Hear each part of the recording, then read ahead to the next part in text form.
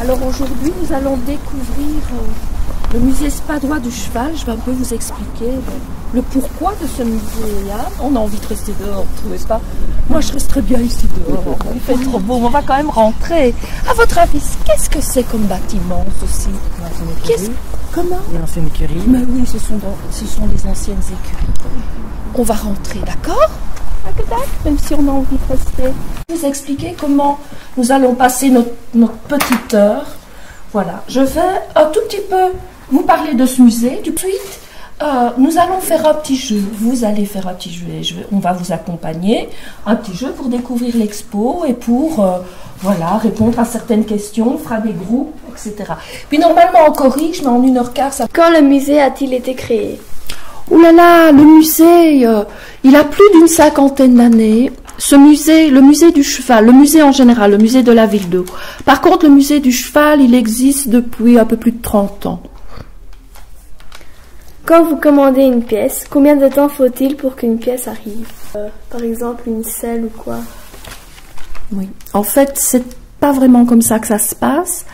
Le musée du cheval, c'est une fondation, c'est-à-dire que c'est un monsieur qui était collectionneur, qui avait beaucoup d'objets, qui aimait les chevaux, qui a créé avec nous ce musée. Après, souvent, les objets que nous avons, c'est des achats que nous faisons, ou bien c'est des dons.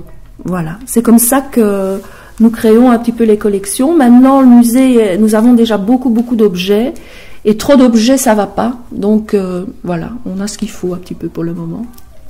Quelle est la pièce la plus importante au musée? Toutes les pièces sont importantes, pour moi. Toutes les pièces sont différentes et représentent une thématique différente et sont importantes. C'est vrai qu'il y a des pièces qui valent un peu plus d'argent que d'autres, ou bien qui sont plus appréciées par les visiteurs que d'autres, mais ça, c'est des choix personnels. Oui, mais les plus rares à vos yeux, celles les plus belles à vos yeux. Ici au musée, déjà les attelages, ce sont quand même des vieilles pièces, les attelages. La maréchalerie, c'est une reconstitution de la maréchalerie du palais de Bruxelles, donc c'est aussi des belles pièces.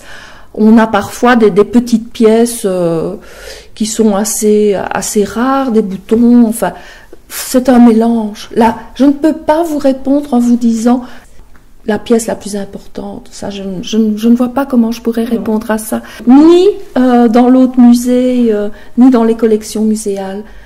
On a beaucoup de collections et il y a beaucoup d'objets qui sont importants. Monsieur Didier, reviendrez-vous dans 3 ans avec les autres élèves pour aller voir le musée du cheval? Sûrement, parce que moi j'aime bien le musée du cheval. Ça va pas être chiant pour vous de revoir tout le temps les mêmes choses? Tu veux dire ennuyeux? Oui. Oui, de voir tout le temps les mêmes choses. Mais oui, mais c'est pas pour moi, le problème c'est les enfants, et c'est pas les mêmes enfants. Donc même moi, je l'avais déjà vu 2 fois le musée. La 3e fois, j'ai encore refait la même chose. J'ai encore trouvé des choses que j'avais pas bien vues. Et les enfants, la fois prochaine, je serais content qu'eux découvrent quelque chose qu'ils ne connaissent pas. Donc c'est pour ça que je reviens plusieurs fois au même endroit pour moi. Et pourquoi ce musée-là? Pourquoi pas un autre? Ah avant, on va en visiter des autres. Avant, j'allais voir celui à côté, mais celui du cheval, je trouve qu'il est bien pour les enfants. Ça dure pas trop longtemps. C'est intéressant, même ceux qui n'aiment pas les chevaux sont intéressés par l'histoire. Ceux qui aiment bien les chevaux, ils aiment bien les animaux et tout, donc ça les intéresse aussi. C'est pour ça que j'aime bien le cheval.